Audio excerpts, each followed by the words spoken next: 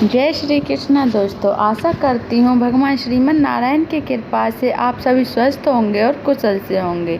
जैसा कि आप सभी जानते हैं, बैसाख मास चल रहा है। बैसाख मास को माधव मास भी कहते हैं। आज की इस कथा में मैं आप सभी को बैसाख मास के अंतिम 3 दिनों की महत्वता का ज्ञान बताऊंगी। अतः सुनिए। श्रुतदेव जी कहते हैं, राजेंद्र, बैसाख के शुक्ल पक्ष जो अंतिम 3 त्रयोदशी से लेकर पूर्णिमा तक की तिथियां हैं, वे बड़ी पवित्र और शुभकारक हैं। उनका नाम पुष्पकरणी है। ये सब पापों का क्षय करने वाली हैं। जो संपूर्ण बैसाख मास में स्नान करने में असमर्थ हो, वह यदि इन 3 तिथियों में भी स्नान करे तो बैसाख मास का पूरा फल पा लेता है। पूर्व काल में बैसाख मास की एकादशी तिथि को शुभ अमृत प्रकट हुआ। द्वादशी को भगवान विष्णु ने उसकी रक्षा की। त्रयोदशी को उन श्री हरि ने देवताओं को सुधापान कराया। चतुर्दशी को देव विरोधी दैत्यों का संहार किया और पूर्णिमा के दिन समस्त देवताओं को उनका साम्राज्य प्राप्त हो गया। इसलिए देवताओं ने संतुष्ट होकर इन 3 तिथियों को वर दिया। बैसाख मास की ये 3 शुभ तिथियां मनुष्यों के पापों का नाश करने वाली तथा उन्हें पुत्र पौत्र आदि फल देने वाली हों। जो मनुष्य इस संपूर्ण मास में स्नान न कर सका हो, वह इन 3 तिथियों में स्नान कर लेने पर पूर्ण फल को प्राप्त होता है।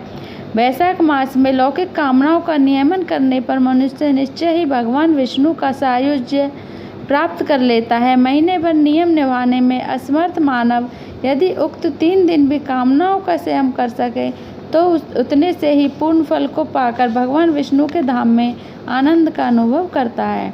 इस प्रकार वर देकर देवता अपने धाम को चले गए। अतः पुष्पकरणी नाम से प्रसिद्ध अंतिम 3 तिथियां पुण्यदायिनी, समस्त पाप राशि का नाश करने वाली तथा पुत्र पौत्र को बढ़ाने वाली हैं।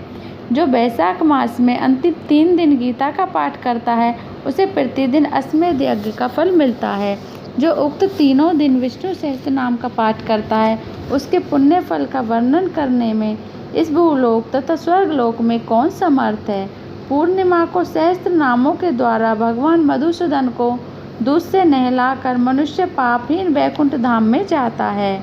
बैसाख मास में प्रतिदिन भागवत के आधे या चौथाई श्लोक का पाठ करने वाला मनुष्य ब्रह्म भाव को प्राप्त होता है। जो बैसाख के अंतिम 3 दिनों में भागवत शास्त्र का श्रवण करता है, वह जल से कमल के पत्ते की भांति कभी पापों से लिप्त नहीं होता। उक्त तीनों दिनों के सेवन से कितने ही मनुष्यों ने देवत्व प्राप्त कर लिया, कितने ही सिद्ध हो गए और कितने ही ब्रह्मत्व को पा लिया। ब्रह्म ज्ञान से मुक्ति होती है अथवा प्रयाग में मृत्यु होने से या बैसाख मास में नियम पूर्वक प्रातःकाल जल में स्नान करने से मोक्ष की प्राप्ति होती है। इसलिए बैसाख के अंतिम 3 दिनों में स्नान, दान और भगवत पूजन आदि अवश्य करना चाहिए। बैसाख मास के उत्तम महात्म्य का पूरा वर्णन रोग शोक से रहित जगदीश्वर भगवान नारायण के सिवा दूसरा कौन कर सकता है। तुम भी बैसाख मास में दान आदि उत्तम कर्म का अनुष्ठान करिए। अगर आपको मेरी यह कथा, मेरा यह ज्ञान अच्छा लगा हो तो प्लीज़ एक लाइक कर देना। जय श्री कृष्ण। हर हर महादेव।